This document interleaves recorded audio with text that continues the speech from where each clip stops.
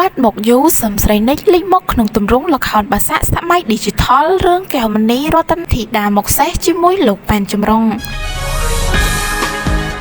បាត់មកពីឆាកសម្ដែងយូរស្រាប់តែតារាស្រីសំស្រីនិចបានលេចមកសាជាថ្មីនៅក្នុងទម្រង់ល្ខោនបាសាក់សម័យ Digital រឿងកែវមณีរតនធីតាមកសេះជាមួយលោកប៉ែនចម្រុងតាមរយៈស្នាដៃសម្ដែងរបស់នាងរួមជាមួយសិល្បកររាប់រយនាក់ពិតជាទទួលបានការគាំទ្រខ្លាំងពីមហាជនទាំងទស្សនីយភាពទម្រង់ល្ខោនបាសាក់សម័យ Digital រឿងកែវមณีរតនធីតាមកសេះពិតជាទទួលបានការចាប់អារម្មណ៍យ៉ាងខ្លាំងបន្ទាប់ពីបានសម្ដែងជូនសាធារណជនទស្សនាកម្សាន្តអារម្មណ៍ពីចុងសប្តាហ៍មុនកញ្ញាសំស្រីនិចត្រូវបានជ្រើសរើសសម្ដែងជានាងកែវមณีរតនាឬនាងកែវណាម៉ាថ្មីត្បិតតែជាលើកដំបូងដែលសំស្រីនិចសម្ដែងក្នុងទម្រង់ល្ខោនបាសាក់នេះប៉ុន្តែនាងពិតជាធ្វើបានយ៉ាងល្អមិនថាពេលសម្ដែងជានាងកែវណាម៉ាដែលមានមុខមាត់មិនសូវស្អាតឬនាងកែវមณีរតនាដែលមានសម្រស់ផូរផង់ជាក់ស្ដែងអ្នកដែលបានទៅទស្សនាផ្ទាល់បានលាន់មាត់សរសើរនាងគ្រប់គ្នាកញ្ញាសំស្រីនិចបានបង្ហាញពីចំណាប់អារម្មណ៍របស់ខ្លួនថានាងពិតជារីករាយណាស់ដែលបានចូលរួមសម្ដែងនៅក្នុងល្ខោនបាសាក់សម័យ Digital រឿងកែវមณีរតនាធីតាមកសេះដែលមានសិល្ប